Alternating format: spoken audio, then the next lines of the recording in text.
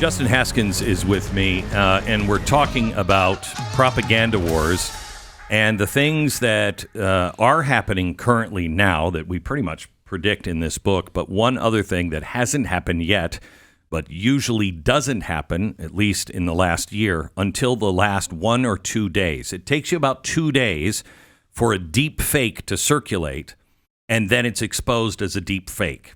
All right? So prepare yourself for the October surprise of a deep fake. We'll tell you about it, where it's been done here in the last few months in just a minute. The election, this is from page 159. The election challenges ahead are daunting. We've already entered the era of election fraud. Out of the past 6 presidential elections, 3 have resulted in roughly half the country believing its candidate of choice was screwed to the benefit of the other half of America. If that trend continues, the United States will not survive very long. There are good reasons to worry as well. Many news outlets only provide viewers, listeners, and readers with what they want to hear, not well-established facts.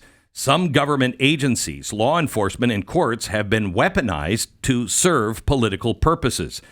Technological changes are occurring that will undoubtedly alter the way people think about elections. As I explained in Chapter 4, algorithms and artificial intelligence are dramatically changing the way we experience and think about the news. They are shaping our thoughts and our feelings, often in unhealthy ways that further detach people from reality. But when it comes to our elections, the most dangerous threat of all is the one we are losing our ability to trust what we see in and hear. As noted in the previous chapter, deepfake images, audio, and video are reaching a level of sophistication that far surpasses anything we've seen before. Now, here's how the mainstream media is dealing with this. Over the weekend, Donald Trump released a picture of himself as a football player, okay, with, what is it, the Green Bay Packers? No, it's Pittsburgh Steelers. Yeah, okay. So the Pittsburgh Steelers. Now, this is clearly not him. If you look at his arms, he is quite ripped. I don't know, Glenn.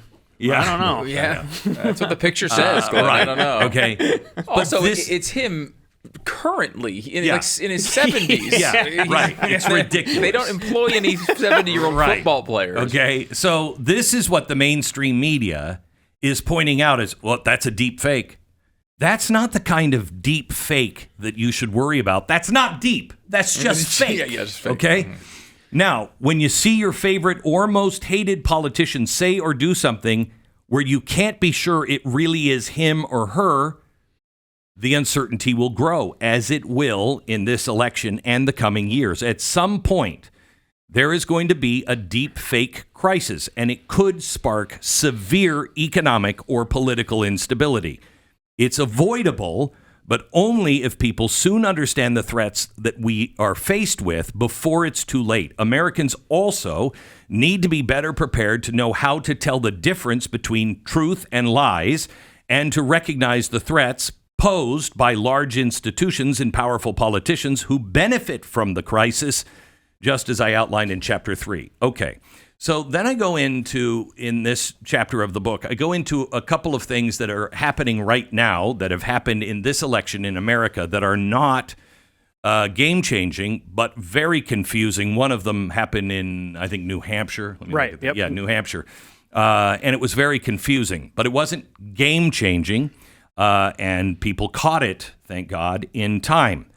Now, this election is happening all over the Western world. There are more elections happening around the world than ever in human history this year. We're one of the last. So have deep fakes been used in the last year? Yes. Warning, usually in the last day or two, because there's not enough time to combat it. So right before everybody goes in for the final day, something is released on one of the candidates, and it shows them doing something or saying something. This actually happened in Chicago in 2023. That's right. Yeah, there was a mayoral race there that was a really contentious race between a more socialistic candidate named Brandon Johnson, who nobody thought was going to win, and the establishment candidate, Paul Vallas. Mm-hmm. Right before one of the rounds of primary voting, a deep fake audio of Vallas came out, who's white. Brandon Johnson is African American. It's basically talking flippantly about back in his day, cops used to shoot people all the time and nobody cared. Yeah, he said cops in my day would kill 17 or 18 people and nobody would even bat an eye. That's right. And it supposedly came from this news source called Chicago Lakefront News. It was presented as a news story. And this happened right before the primary. Now, none of this was true. It was a deep faked audio. None of it was real. But it circulated widely right before the election, and Brandon Johnson ended up doing a lot better than people thought. And then in subsequent voting, because they do multiple rounds there, subsequent voting, he ended up winning. And it surprised everybody. Now, Brandon Johnson was the anti-establishment socialist candidate, presented himself to the African-American community as, I'm going to represent you. And here you had a audio of the other candidate saying, I don't care if black people get killed by cops. Now, we don't know, because there's no way of actually tracking the specific, correlation between this and the outcome of the race. It's just not possible. But that's the whole point.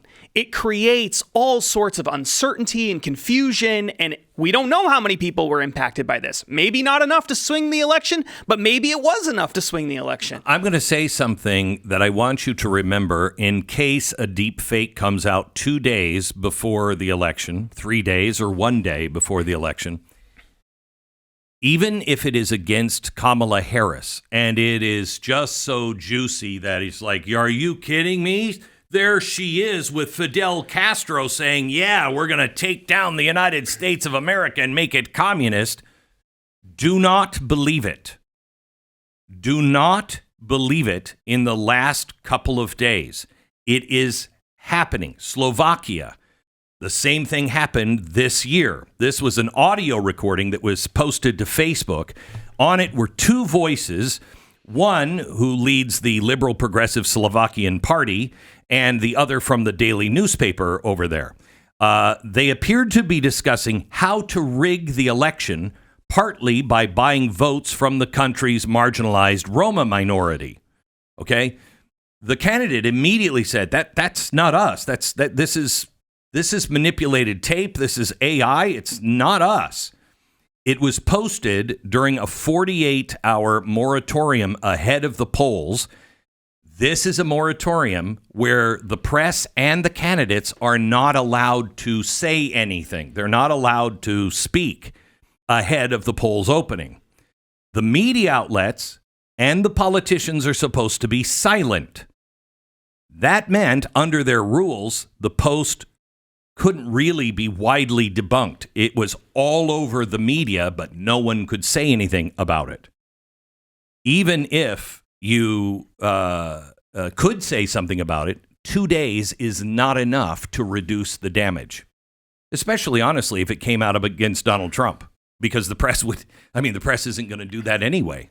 It would rely on people that know how to tell the difference between a deep fake and not a deep fake. And I don't have that expertise. Do you? No. Yeah. Now, what's really important about this, especially as it pertains to Donald Trump, is that the left, and this is a big theme of this book, is that the left elites, they're constantly preparing for all these different crazy scenarios that could happen, not just deep fakes, but all sorts of things.